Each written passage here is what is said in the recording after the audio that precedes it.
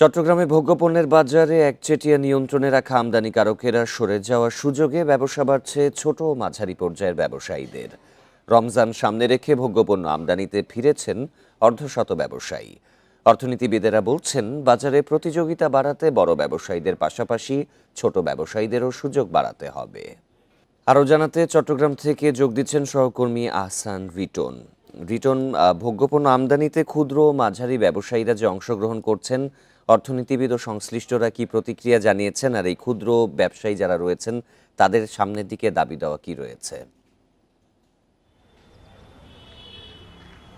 দেখুন, আমরা আসলে প্রতিবেদনে যেমনটি শুনছিলাম যে সেখানে সয়াবিন তেল, চিনি সহ বেশ কিছু পণ্য রয়েছে যেগুলো আসলে এতকাল বা দীর্ঘকাল ধরে সেগুলো আসালম গ্রুপের হাতে তাদের দখলে ছিল বলা যেতে পারে। এবং সেই কারণে আসলে আমরা দেখেছি চট্টগ্রামের যে খাতুনগঞ্জ রয়েছে সেখান থেকে মাঝারি পর্যায়ে যে সমস্ত শিল্পোদ্যোক্তা ছিলেন তারা আসলে বলা যেতে পারে একেবারে কোণঠাসা হয়ে পড়েছিলেন। এবং সেই কারণে আমরা দেখেছি তারা কেউ কেউ একেবারে এই খাত থেকে আসলে সরিয়ে গিয়েছেন। আমরা দেখেছি গত জুলাইয়ের পরে আসালম গ্রুপ তারা যে চিনি আমদানি করে এবং সয়াবিন তেল যে আমদানি, সেটি যে বিপুল পরিমাণে তারা যে আমদানি করেছিল কিংবা নিজেদের ফ্যাক্টরি তো তৈরি হয়েছিল, এরপর থেকে আসলে 5 আগস্ট সরকার পরিবর্তনের পর তাদের আসলে আর এই সমস্ত পণ্য আমদানি করা হয়নি এবং নানা কারণে তারা আসলে এই মুহূর্তে তাদের বাজারে কিছুটা, তাদের কারখানায় কিছুটা ধস আছে। এবং সেই কারণে আমরা দেখছি খাতুনগঞ্জে যে সমস্ত মাঝারি মানের ব্যবসায়ীরা ছিলেন তারা এখন আস্তে আস্তে আসলে তারা